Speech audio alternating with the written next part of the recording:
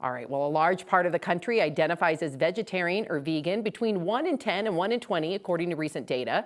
Today, scientists are exploring what can happen if those people decide to try meat again. Some people have self-reported symptoms of meat intolerance on social media.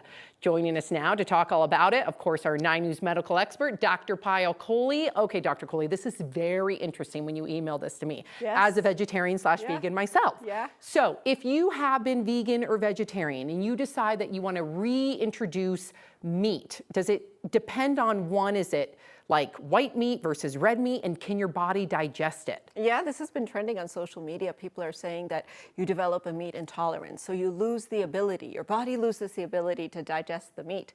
And it comes from, lactose intolerance. So if you think about milk, if you haven't had milk in a long time, there's an enzyme called lactase that breaks down milk, that goes away, and it starts to become hard to have milk. But if you look at animal products, like proteins from animals, it's really very different. So if you can break down pea protein, if you can break down other types of plant-based proteins, like soybeans, you can break down chicken and fish and all those proteins, because it's all made up of the same amino acids.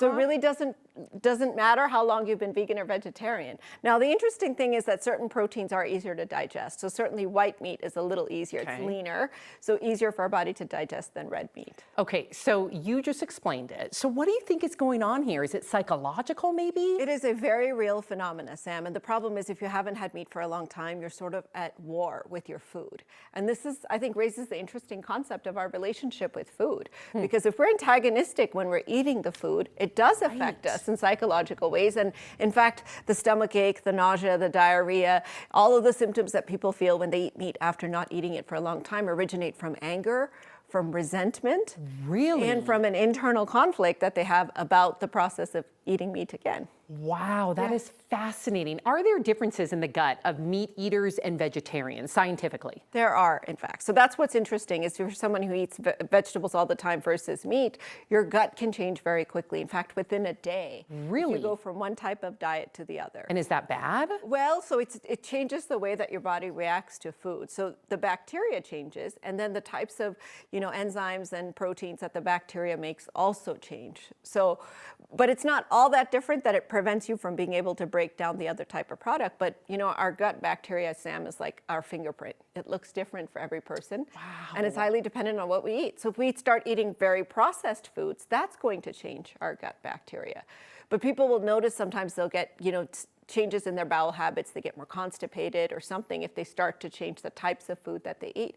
And that really comes from that gut bacteria. Unbelievable. So can you be allergic to meat? Or if you give up meat, can you then have an allergy to it, or no? You can. You can. This is very rare. Okay. But there's a subset of people that have something called alpha-gal, which is an allergy to meat, where the immune system thinks that the meat protein is foreign. And in fact, it is foreign. It's not a protein that they recognize, but it thinks that it's doing something to the body, and it starts attacking it. So it causes an anaphylaxis type of reaction, like an allergy to the meat. Now, that can even develop over the course of your life if you're someone who's eaten meat before. But a true meat allergy or intolerance is, in fact, very rare. Very rare. It does exist. Okay, it does exist. Yeah. Now, if someone does, let's say they've been vegetarian, vegan for a long time, and they want to start reintroducing meat into their diet, is there a specific way to do it that you would recommend? Yes. So first, you want to start with really tiny meat portions, because the larger portions are going to cause you some GI distress if you're trying to digest a large amount of meat, because it just tends to be heavier and more concentrated protein than some of the vegetables that you're used to eating. You want to use those lean cuts, or really try to stick to chicken or fish or those types of meats rather than going for the red meat or steak, pork right away, because that can be really, really heavy. And then you want to make sure the other things you're eating with the meat are super easy to digest, because again, your bacteria is not quite used to it. And we know that the gut is now our little brain. It's linked to all the health and all the disease out there. Our little brain. Yeah. So it changes the way that our body reacts to food, which changes the inflammation, which changes our health risk. So you want to eat it with something like potatoes, mashed potatoes, cooked rice, something that's really easy to digest for our gut. Fascinating. Yeah. Dr. Kohli always has the answers. Thank you so much, Dr. Kohli, as always.